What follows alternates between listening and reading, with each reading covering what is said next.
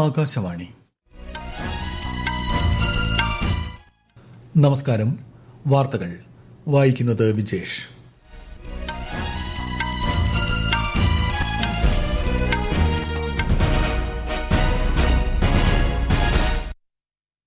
പ്രധാന വാർത്തകൾ.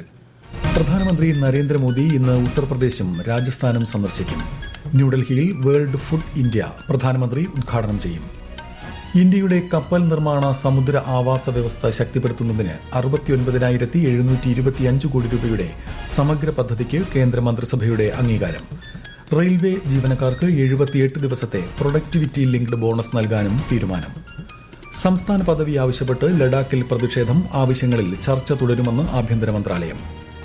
കേരളത്തിൽ ശക്തമായ മഴ തുടരുമെന്ന് കേന്ദ്ര കാലാവസ്ഥാ വകുപ്പ്. കേരള, കർണാടക, ലക്ഷദ്വീപ് തീരങ്ങളിൽ ശനിയാഴ്ച വരെ മത്സ്യബന്ധനത്തിന് വിലക്ക്.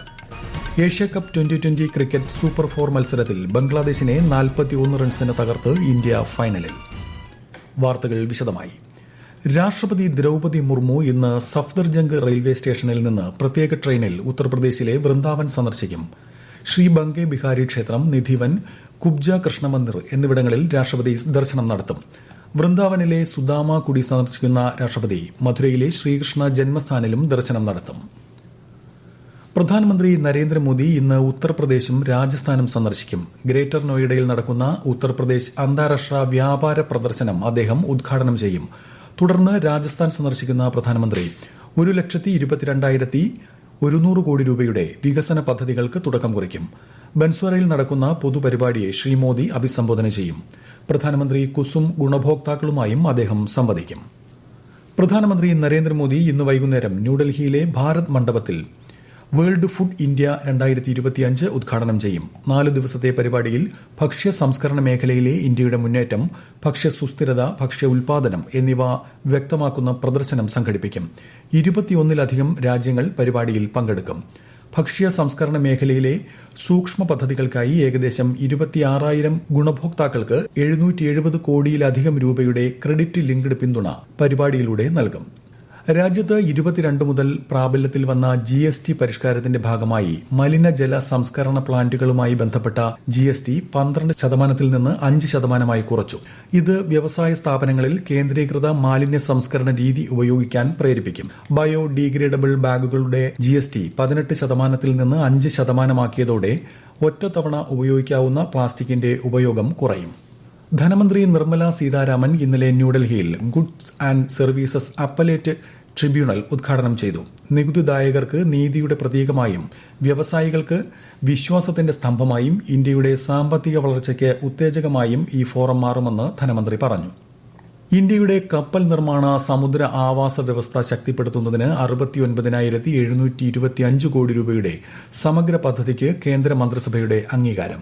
ആഭ്യന്തര ശേഷി ശക്തിപ്പെടുത്തുന്നതിനും ദീർഘകാല ധനസഹായം വർദ്ധിപ്പിക്കുന്നതിനും അനുയോജ്യമായ സമീപനമാണ് പദ്ധതിയിൽ ഉള്ളതെന്ന് കേന്ദ്രമന്ത്രി അശ്വിനി വൈഷ്ണവ് പറഞ്ഞു. പദ്ധതികളുടെ നിർവ്വഹണം നിരീക്ഷിക്കുന്നതിനായി ദേശീയ കപ്പൽ നിർമ്മാണ മിഷൻ സ്ഥാപിക്കുമെന്നും അദ്ദേഹം അറിയിച്ചു. രാജ്യത്ത് ബിരുദാനന്തര മെഡിക്കൽ വിദ്യാഭ്യാസ മേഖലയിൽ വലിയ തോതിലുള്ള വിപുലീകരണത്തിന് മന്ത്രിസഭ അംഗീകാരം നൽകിയതായി ശ്രീ വൈഷ്ണവ് പറഞ്ഞു. ഇതിന്റെ ഭാഗമായി കേന്ദ്ര സഹായത്തോടെ 5,000 PG സീറ്റുകളും 5,023 MBBS സീറ്റുകളും സൃഷ്ടിക്കും. റെയിൽവേ ജീവനക്കാർക്ക് 78 ദിവസത്തെ പ്രൊഡക്ടിവിറ്റി ലിങ്ക്ഡ് ബോണസ് നൽകാനും കേന്ദ്ര മന്ത്രിസഭ അംഗീകാരം നൽകിയതായി ശ്രീ വൈഷ്ണവ് അറിയിച്ചു. रेलवे के कर्मचारियों के लिए बहुत बड़ी एक खुशखबरी है. प्रोडक्टिविटी लिंक्ड बोनस अप्रूव किया गया आज कैबिनेट में. माननीय प्रधानमंत्री जी ने 78 डेज का 1,866 करोड़ रुपीस का बोनस रेलवे के सभी कर्मचारियों को दिया जाएगा. 10,90,000 कर्मचारियों को इसका बेनिफिट मिलेगा.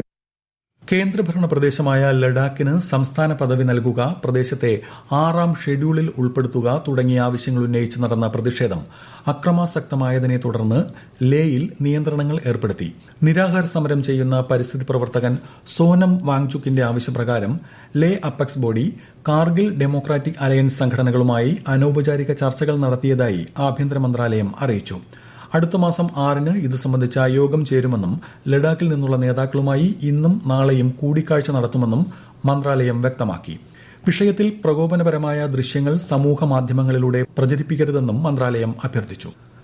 പാലക്കാട് അട്ടപ്പാടി കോട്ടത്തറ ട്രൈബൽ ആശുപത്രിയിൽ പൂർത്തീകരിച്ച പ്രവർത്തനങ്ങളുടെ ഉദ്ഘാടനം മന്ത്രി വീണ ജോർജ് ഇന്ന് ഉദ്ഘാടനം ചെയ്യും.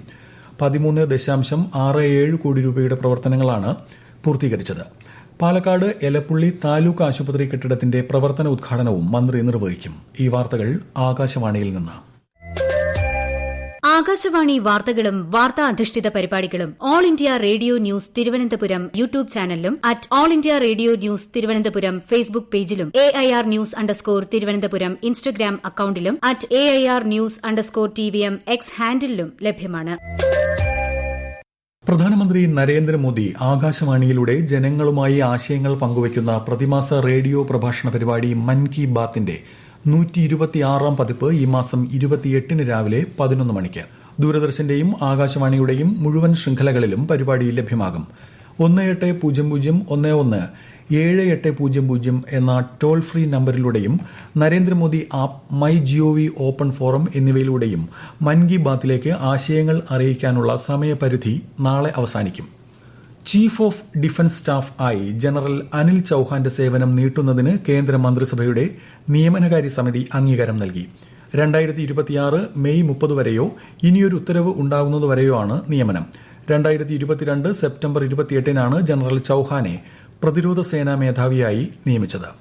പൊതുസേവനവും സദ്ഭരണവും മുഖമുദ്രയാക്കിയ കേന്ദ്ര സർക്കാർ പ്രതിരോധ മേഖലയുടെ നവീകരണത്തിനായി നടപ്പാക്കുന്ന വിവിധ നടപടികളെക്കുറിച്ചാണ് ആകാശവാണിയുടെ പ്രത്യേക പരമ്പരയായ സേവാപർവിൽ ഇന്ന്.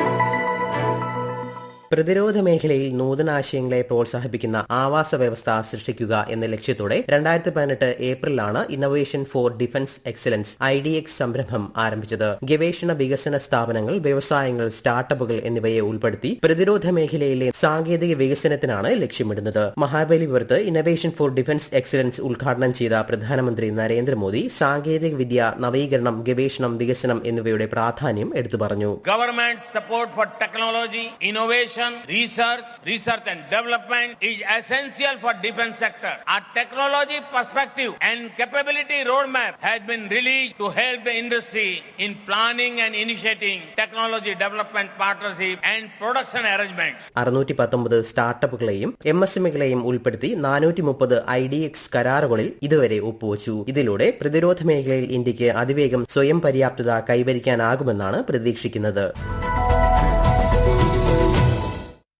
സേവാപർവിന്റെ ഭാഗമായി ആകാശവാണി തിരുവനന്തപുരം പ്രാദേശിക വാർത്താ വിഭാഗം അവതരിപ്പിക്കുന്ന പ്രത്യേക ചർച്ച ഇന്ന് ഉച്ചയ്ക്ക് ശേഷം 3:30 പ്രക്ഷേപണം ചെയ്യും. ചർച്ചയിൽ ഡിജിറ്റൽ ഇന്ത്യ, ആധാർ മുതൽ AI വരെ എന്ന വിഷയത്തിൽ കേരള സർവകലാശാല മുൻ പ്രൊഫസറും സിഡിറ്റ് മുൻ ഡയറക്ടറുമായ ഡോക്ടർ അച്യുത് ശങ്കർ സംസാരിക്കും. കേരളത്തിൽ ശക്തമായ മഴ തുടരുമെന്ന് കേന്ദ്ര കാലാവസ്ഥാ വകുപ്പ്. തിരുവനന്തപുരം മുതൽ എറണാകുളം വരെയുള്ള 7 ജില്ലകളിൽ ഇന്ന് മഞ്ഞ ജാഗ്രത പ്രഖ്യാപിച്ചിട്ടുണ്ട്.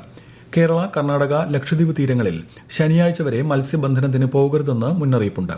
കേരള തീരത്ത് കടലാക്രമണത്തിന് സാധ്യതയുള്ളതിനാൽ മത്സ്യത്തൊഴിലാളികളും തീരദേശവാസികളും ജാഗ്രത പാലിക്കണം. ഏഷ്യ കപ്പ് 2020 ക്രിക്കറ്റിലെ സൂപ്പർ 4 മത്സരത്തിൽ ബംഗ്ലാദേശിനെ 41 റൺസിന് തകർത്ത് ഇന്ത്യ ഫൈനലിൽ. ഇന്ത്യ ഉയർത്തിയ 169 റൺസ് വിജയലക്ഷ്യം പിന്തുടർന്ന ബംഗ്ലാദേശ് 127 റൺസിന് പുറത്തായി. ഇന്ത്യയ്ക്കു വേണ്ടി അഭിഷേക് ശർമ്മ 75 റൺ നേടി കളിയിലെ താരമായി. CBSE 10-12 ക്ലാസുകളിലെ ബോർഡ് പരീക്ഷകൾ അടുത്ത വർഷം ഫെബ്രുവരി 17-നും ജൂലൈ 15-നും ഇടയിൽ നടക്കും. തീയതികൾ താൽക്കാലികമാണെന്നും സ്കൂളുകൾ ഉദ്യോഗാർത്ഥികളുടെ പൂർണ്ണമായ പട്ടിക സമർപ്പിച്ചതിന് ശേഷം അന്തിമ തീയതി പ്രഖ്യാപിക്കുമെന്നും CBSE അറിയിച്ചു. തിരുവനന്തപുരം പ്രസ് ഇൻഫർമേഷൻ ബ്യൂറോ പത്തനംതിട്ടയിലെ പ്രാദേശിക മാധ്യമ പ്രവർത്തകർക്കായി ഇന്ന് ഏകദിന മാധ്യമ ശില്പശാല വാർത്താ ലാബ് സംഘടിപ്പിക്കും. ജില്ലാ കളക്ടർ S. പ്രേംകൃഷ്ണൻ ഉദ്ഘാടനം ചെയ്യും. പ്രധാന വാർത്തകൾ വീണ്ടും. പ്രധാനമന്ത്രി നരേന്ദ്രമോദി ഇന്ന് ഉത്തർപ്രദേശും രാജസ്ഥാനും സന്ദർശിക്കും. ന്യൂഡൽഹിയിൽ വേൾഡ് ഫുഡ് ഇന്ത്യ പ്രധാനമന്ത്രി ഉദ്ഘാടനം ചെയ്യും. ഇന്ത്യയുടെ കപ്പൽ നിർമ്മാണ സമുദ്ര ആവാസ വ്യവസ്ഥ ശക്തിപ്പെടുത്തുന്നതിന് 69,725 കോടി രൂപയുടെ സമഗ്ര പദ്ധതിക്ക് കേന്ദ്രമന്ത്രിസഭയുടെ അംഗീകാരം. റെയിൽവേ ജീവനക്കാർക്ക് 78 ദിവസത്തെ പ്രൊഡക്ടിവിറ്റി ലിങ്ക്ഡ് ബോണസ് നൽകാനും തീരുമാനം. സംസ്ഥാന പദവി ആവശ്യപ്പെട്ട് ലഡാക്കിൽ പ്രതിഷേധം. ആവശ്യങ്ങളിൽ ചർച്ച തുടരുമെന്ന് ആഭ്യന്തര മന്ത്രാലയം. കേരളത്തിൽ ശക്തമായ മഴ തുടരുമെന്ന് കേന്ദ്ര കാലാവസ്ഥാ വകുപ്പ്. കേരള, കർണാടക, ലക്ഷദ്വീപ് തീരങ്ങളിൽ ശനിയാഴ്ച വരെ മത്സ്യബന്ധനത്തിന് വിലക്ക്. ഏഷ്യ കപ്പ് 2020 ക്രിക്കറ്റ് സൂപ്പർ 4 മത്സരത്തിൽ ബംഗ്ലാദേശിനെ 41 റൺസിന് തകർത്ത് ഇന്ത്യ ഫൈനലിൽ. വാർത്തകൾ കഴിഞ്ഞു. അടുത്ത വാർത്താ പ്രക്ഷേപണം ഉച്ചയ്ക്ക് 12:30.